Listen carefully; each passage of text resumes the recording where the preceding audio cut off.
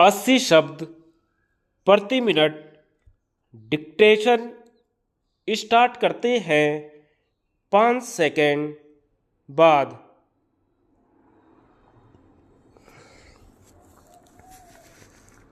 महोदय, शिक्षा एक ऐसी प्रक्रिया है जो मनुष्य के आत्मिक, चारित्रिक और भौतिक विकास के साथ साथ समाज और राष्ट्र की प्रगति में भी सहायक होती है। शिक्षा व्यक्ति को आत्म विकास की प्रेरणा व शक्ति देती है और अपने आसपास की समस्याओं और आवश्यकताओं को समझने तथा अपने एवं समाज की प्रगति यानी व्यष्टि व समष्टि में संतुलन कायम करने की सूझ तथा क्षमता प्रदान करती है। इसलिए मानव के विकास में शिक्षा का बुनियादी योगदान रहा है। भारत प्राचीन काल में भले ही ज्ञान एवं शिक्षा का प्रमुख केंद्र रहा हो, किंतु मध्यकाल में कई कारणों से यह जीवन के अन्य क्षेत्रों की भांति शिक्षा के क्षेत्र में भी बहुत पिछड़ गया।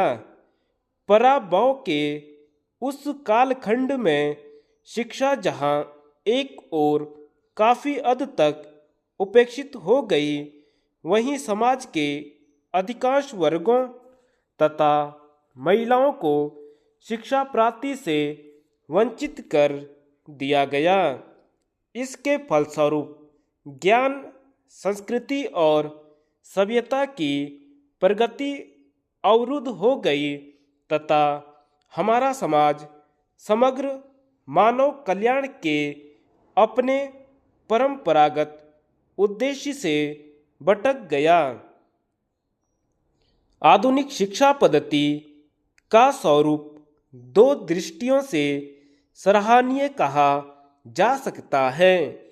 इसकी एक विशेषता यह है कि यह लोकतांत्रिक है, अर्थात इसमें सभी वर्गों के विद्यार्थियों को एक जैसे शिक्षण संस्थाओं में एक समान शिक्षा दी जाती है। और दूसरी विशेषता यह है कि इसमें महिला शिक्षा पर विशेष बल दिया गया है। यद्यपि सामाजिक मान्यताओं और धार्मिक अंधविश्वासों के कारण आधुनिक शिक्षा शुरू होने के कुछ समय बाद तक लड़कियों की शिक्षा का विभिन्न स्तरों पर विरोध हुआ, किंतु धीरे धीरे विशेषकर स्वतंत्रता के पश्चात यह विरोध कमजोर पड़ता गया और अधिक से अधिक लोग लड़कियों को शिक्षित करने की आवश्यकता को समझने लगे।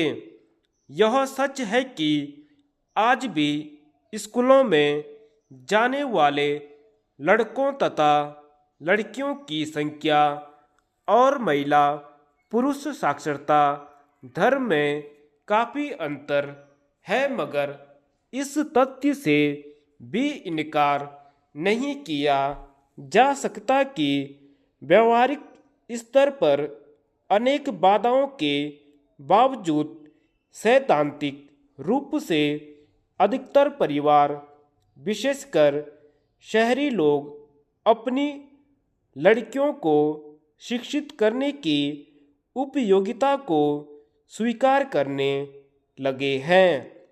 जिस समाज में 50-60 वर्ष पहले तक स्त्री शिक्षा निषिद्ध थी, उस समाज में लड़कियों को साक्षर बनाने के विचार को सामाजिक स्वीकृति मिल जाना अपने आप में एक उपलब्धि है। हमारे देश के नीति निर्धारकों ने राष्ट्रीय विकास का जो रुख अपनाया, उसके अधिकतर पहलुओं की नींव पड़ चुकी थी। महोदय, शिक्षा भी ऐसा ही मुद्दा है। हमारे देश में 19वीं शताब्दी में शुरू हुए सांस्कृतिक पुनर्जागरण के दौर में ही शिक्षा के समर्थन में आवाज़ उठने लगी थी। इस प्रकार सरकारी प्रयासों से पहले ही अनेक सामाजिक, सांस्कृतिक और यहाँ तक कि धार्मिक संस्थाओं ने शिक्षा के प्रसार के प्रयास शुरू कर दिए थे। सरकारी और गैर सरकारी दोनों स्तरों पर काम करने वाली संस्थाओं ने अपनी गतिविधियों का और विस्तार किया, जिनमें लड़कों के साथ साथ बालिकाओं को शिक्षा प्रदान करने के विशेष प्रयास भी शामिल थे। स्वतंत्र भारत ने जो संविधान स्वीकार किया, उसमें 14 वर्ष तक के सभी बच्चों को निःशुल्क एवं अनिवार्य शिक्षा उपलब्ध कराने का संकल्प व्यक्त किया गया। हालांकि यह संकल्प अभी तक अधूरा है, फिर भी सरकारी व गैर सरकारी स्तरों पर किए गए प्रयासों के फलस्वरूप देश में साक्षरता दर में निरंतर वृद्धि हो रही है। 20वीं सदी के अंत तक सबके लिए शिक्षा मुहैया करने का लक्ष्य रखा गया था, लेकिन हम अभी इस लक्ष्य से काफ़ी दूर हैं। फिर भी पुरुष और महिला साक्षरता दर में वृद्धि के आंकड़े लगातार ऊपर की ओर जाते दिखाई दे रहे हैं।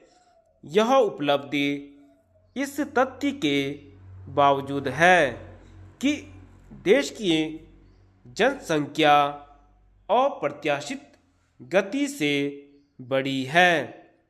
यदि जनसंख्या नियंत्रण की कार्यनीति पर सही ढंग से अमल किया जाता तो साक्षरता से संबंधित आंकड़े अवश्य ही अधिक उत्साहवर्धक होते। देश में औसत साक्षरता दर 1951 में केवल 18.33% थी, जो 2001 की जनगणना के अनुसार 65.38 यानी लगभग 3.5 गुना हो गई। इसी तरह पुरुषों की साक्षरता दर इसी अवधि में 27.16% से बढ़कर 75.87% हो गई, जो लगभग 2.5 गुना वृद्धि का द्योतक है। किंतु महिला साक्षरता में लगभग 6 गुना वृद्धि हुई, जो 1951 में 8.86 से बढ़कर 2001 में 54.16% हो गई। एक और उत्साहवर्धक पहलू यह है कि महिला साक्षरता की दर में पिछले दशकों के मुकाबले कहीं ज़्यादा बढ़ोतरी हुई है। साक्षरता दर में यह वृद्धि शिक्षा के प्रसार की दिशा में किए गए सुनियोजित प्रयासों का परिणाम है। साक्षरता दर में वृद्धि के लिए पूर्ण साक्षरता अभियान तथा प्राथमिक शिक्षा के विस्तार एवं सुधार के उपायों का विशेष योगदान है। हर वर्ष 5 सितंबर को शिक्षक दिवस और 8 सितंबर को साक्षरता दिवस मनाकर देशवासियों को याद दिलाया जाता है। धन्यवाद।